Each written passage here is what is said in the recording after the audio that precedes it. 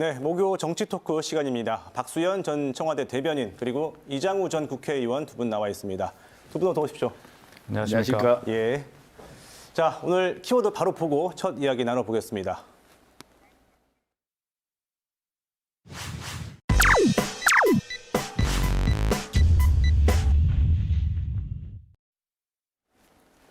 네, 첫 번째 키워드 첫 법관 탄핵입니다. 양승태 사법농단 사건에 연루된 임성근 판사에 대해서 국회가 오늘 탄핵 소추안을 가결을 했습니다. 첫 이 법관 탄핵. 자, 어떻게 지켜보셨는지 먼저 박수현 대변인부터 말씀해 주시죠. 총평을 해주시죠. 이장우 의원부터 해야 되지 않을까요? 그럴까요? 그러시군요. 여당이다 보니까 저보 기회를 먼저 주시는데 예. 민주당을 포함한 집권 여당의 사법부 장악 시나리오가 가동됐다.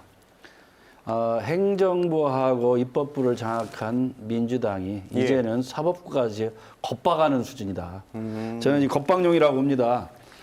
이번 임성근 부장판사의 탄핵은 그 사안이 예. 중대하지 않음에도 불구하고 이렇게 탄핵을 밀어붙인 건 180여 석에 가까운 집권 여당과 위성정당의 폭거다. 민주주의가 말살되고 있다. 독재 정권으로 가는 길목에 서 있다. 이렇게 봅니다. 이건 건국 이래 처음 있는 일인데 이 문제는 우선 사법부의 엄정한 독립 예. 그리고 독립성을 훼손하는 아주 강력한 정치적인 압박이라고 합니다. 사실은 거의 조폭 수준이라고 저는 보고 있습니다. 예. 김경수 경남지사의 어떤 유죄, 그리고 조국 부인 유죄, 그리고 월성 1호기 그 경제성 조작 사건, 또 최근에 나오는 대북 원전건설 문건 이런 것들에 대한 사법부의 판단을 겁박하기 위한 용이라고 저는 보고 있습니다. 그리고 또 하나는 임성근 부장판사에 대한 그 탄핵을 거론하지 않았다는 김명수 대법원장이야말로 탄핵감이다. 저는 이렇게 보고 있고요. 사법부의 독립을 지켜야 할 대법원장이 앞장서서 정치권에 휘말리고 입법부에 휘둘린다면 대한민국 민주주의는 여기에서 더 이상 갈 수 없다. 저는 이렇게 봅니다. 그래서 민주당 정권은 국민을 이기려고 하고 있습니다. 그런데 어떤 정권도 어떠한 권력도 국민을 이길 수는 없습니다. 결국 이에 대한 대가를 민주당은 반드시 치르게 될 거라고 봅니다. 예. 지금 이장우 의원께서는 이게 사법부의 독립을 훼손하고 장악하려는 시도다라고 평가를 해주셨습니다. 어떻게 보십니까? 이장우 의원님 말씀에 의하면 민주당이 독재의 길목에 서 있다 이렇게 말씀하셨는데 아직도 독재에 들어가지 않았습니까?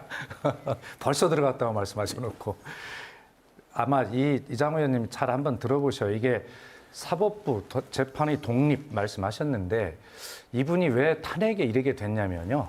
그 본인이 재판의 독립을 스스로 훼손했기 때문에 탄핵에 이르게 된 것이거든요. 민주당이 이분을 재판을 독립을 훼손했다 이렇게 이야기한 게 아니라 그 법원에서 이분이 재판을 받았어요. 임성근 판사가. 예. 받았는데 법원이 스스로가 이분이 헌법을 위반했다라고 하는 그 내용을 이 판결문에 6번이나 정확하게 적시하고 있어요. 그리고 그 대법원 규칙에 의해서 운영이 되는 우리 전 국민이 다 아시고 계실 겁니다. 전국 법관 대표자 회의라는 거. 여기에서 자기 동료인 임성근 부장판사가 헌법을 위반했기 때문에 탄핵 소추를 해야 한다라고 이미 선언을 했습니다. 오래전에. 그런데 왜 민주당이 이것에 대해서 국회가 이런 탄핵에 대해서 탄핵 소추를 해야 할 권리와 의무가 국회에 있는데 왜 법관들이 스스로 탄핵 소추해야 된다고 결정한 그 법관에 대해서 탄핵을 하는 민주당이 왜 독재를 하는 것입니까? 거기에 참석하지 않은, 동조하지 않는 국민의 힘이 국회의 의무를 다하지 않는 것이죠. 예. 그거요. 저 명분이고 예. 명분을 그렇게 잡았는데 1심에서 지금 무죄를 받지 않습니까? 그리고 그 국정농단과 사법농단과 관련된 대부분이 지금 무죄를 받고 있어요. 그런데도 불구하고 이번 탄핵 문제는 향후 일어날 권력형 비리 그리고 저 문재인 대통령을 추종하는 많은 권력자들의 재판에 앞서 사법부의 판사들을 겁박하기 위한 저는 작업이라고 봅니다. 그렇게 보여지고 있고요. 그리고 저 대한민국이 생긴 이래 처음 있는 일인데 정말로 대한민국 국민들이 이런 경험하지 못한 일들을 서슴없이 하는데 민주당을 이렇게 거대 여당을 만들어준 국민들의 뜻은 이런 짓 하라고 만들어준 게 아닙니다. 그럼에도 불구하고 권력을 남용하고 이런 폭거를 저진다면 결국 국민이 이에 대한 민주당의 심판에 따를 거라고 봅니다. 이정우 의원님, 지금 이제 말씀도 하셨는데 오늘 뭐 국민의힘 측에서 예. 뭐 대법원장을 뭐 탄핵하자라는 구호도 나왔어요. 근데 이제 사실상 여야 구도상은 힘들어 보이는데 뭐 여기서 앞으로 어떻게 대응하실 겁니까? 김명수 대법원장은 첫째는 거짓말을 하잖아요. 우리 저 부장판사랑 대화했던 내용 중에 탄핵 부분은 거론을 안 했다고 거짓말을 국민들한테 한 거랑 똑같아요. 그럼에도 불구하고 오늘 녹취록이 나왔거든요. 그러니까 대한민국 거짓말은요, 판사들께서는 이 거짓말하는 재판하면서 가리는 게 가장 중요한 역할 중에 하나예요. 그럼에도 불구하고 대법원장이 국민을 상대로 거짓말한다? 안 했다고 한다? 그리고 사법부의 독립을 지켜야 할 대법원장이 거꾸로 사법부의 독립을 훼손한 것들을 거꾸로 부추기는 상황이 왔다? 당연히 탄핵감입니다. 지금 이정우 그렇지만 의원이 우리 당이 의석이 부족하기 때문에 탄핵을 시킬 수는 없을 겁니다만 김명수 대법원장은 스스로 사법부의 독립을 위해서 스스로 물러나는 것이 맞다. 사퇴하는 게 맞다. 저는 이렇게 봅니다. 지금 이장우 의원이 말씀하시는 내용들을 좀 평소에 좀 이렇게 논리적인 이장우 의원이 오늘은 굉장히 그냥 큰 말씀만 하시는데 아까 제가 말씀드렸잖아요. 임성근 부장판사는 자신이 속해 있는 법원에 의해서 예. 이미 위헌 행동을 했다는 6번이나 지적을 받았고 그것에 탄핵이 되는 것인데 아까 1심 무죄 받았다고 말씀하셨잖아요. 그것은 뭐냐면 직권 남용에 관한 부분인 것이지. 그런데 이 위헌을 했는데 왜 처벌을 못하냐? 이 위헌은 어디서 처벌합니까? 헌법재판소의 결정에 의해서 하는 거예요. 일반 법원은 못하는 거예요. 그러니까 헌법을 위반했으니 국회에서 탄핵 소추권을 가지고 있으니 국회가 탄핵 소추를 해서 헌법재판소가 결정해서 처벌하라. 이것이 법원의 결정입니다. 예, 대변인님. 그런데 이게 사실 그 임성근 판사의 임기가 이달 말까지이기 그렇죠. 때문에 네. 이게 탄핵이 실효성이 있느냐라는 지적도 나오는데요. 앞으로 어떻게 될 거로 예상하세요? 맞습니다. 그래서 이제 임기가 얼마 안 남았는데 탄핵을 결정하려면 시간이 걸릴 거잖아요. 그럼 예. 퇴직 이후에 되면 의미가 없다. 그래 실효성이 없다. 왜 하냐 이런 것인데 저희는 이런 거예요. 설사 실효성이 없다 하더라도 예. 정말 국민의 편에 서 있는 사법부, 이 검찰에 비해서 법원에 대해서는 국민들 신뢰가 높은 편이셨잖아요.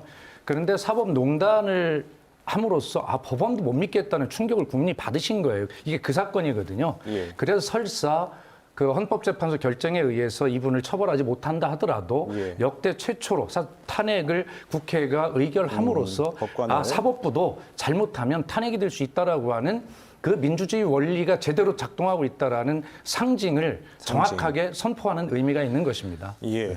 아니, 그런 걸 민주주의를 들먹거리시면 안 돼요. 민주주의는요, 그렇게 하는 게 민주주의가 아닙니다.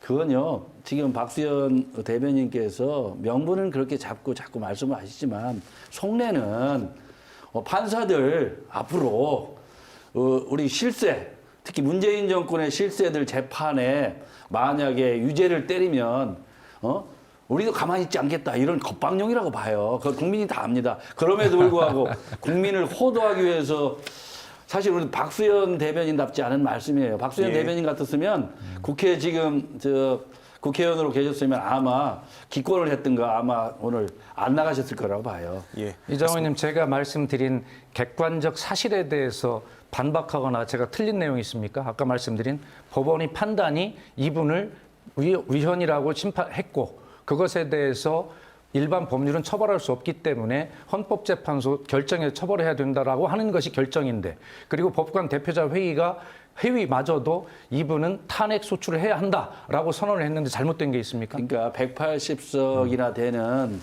여당의 힘만 믿고 지금 사법부를 겁박하고 사법부를 장악하기 위해서 이제 입법, 행정, 사법까지 완전히 장악해서 예. 마음대로 대한민국을 읽겠다 이런 뜻입니다. 예, 지금 같은 얘기가 계속 왔다 갔다 하고 있으니까 다음 키워드로 넘어가 보겠습니다. 네.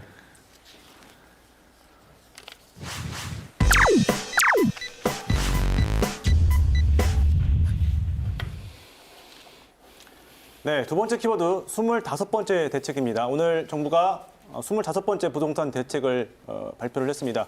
먼저 이에 대한 총평 그리고 이게 지역 부동산에 어떻게 영향을 미칠지 한번 의견을 들어보겠습니다.